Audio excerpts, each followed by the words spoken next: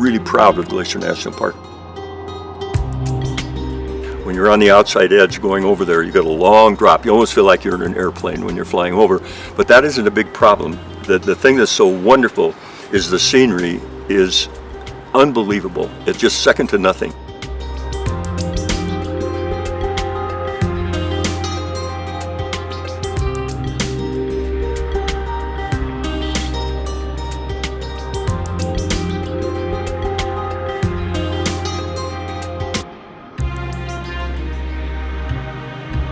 Down deep inside, the number one thing that brings people back is it is a wilderness.